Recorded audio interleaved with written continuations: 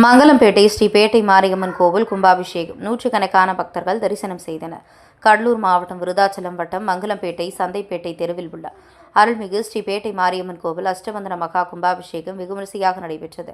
முன்னதாக சனிக்கிழமை மாலை மங்கள இசையுடன் ஸ்ரீ விக்னேஸ்வர பூஜை, வாஸ்து சாந்தி, மிர்ஷங்கிரகணம், பிரவேசபலி, கும்ப அலங்காரத்துடன் முதல் கால பூஜை நடைபெற்று மகா பூர்ணாகுதியுடன் மகா தீபாராதனை காட்டப்பட்டது. அதனைத் தொடர்ந்து இன்று காலை 2ஆம் கால யாக பூஜை நடைபெற்று மகா பூர்ணாகதி அடைந்து கடம் புறப்பாடு நடைபெற்றது.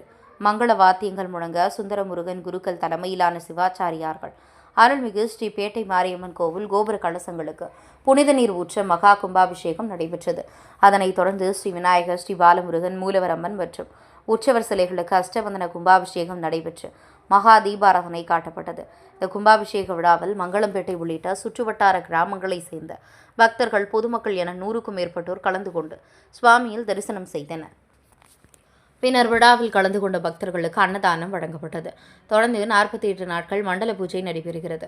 கும்பாபிஷேக ஏற்பாடுகளை மங்கலப்பேட்டை, சந்தைப்பேட்டை தெரு, தெற்கு தெரு, ஜே நகர் மற்றும் ஊர் பொதுமக்கள் சிறப்பாக செய்திருந்தனர். कन्नो मारी प्रचोदयात् स्वाहा। ओम सिंहध्वजाय विद्महे शूलहस्ताय धीमहि तन्नो मारी प्रचोदयात् स्वाहा।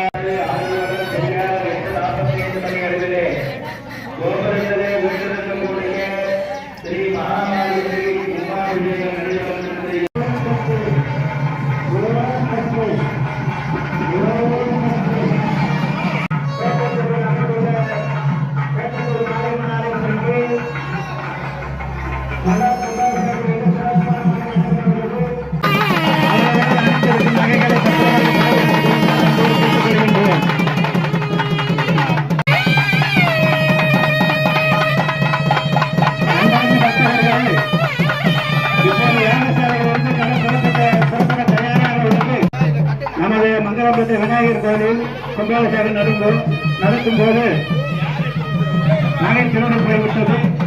அதனால் அனைத்து பக்தர்களும் அணிந்திருக்கும் நகைகள் பத்திரமாக பாதுகாத்துக் கொள்ளுமாறு அன்போடு கேட்டுக்கொள்கின்றோம்.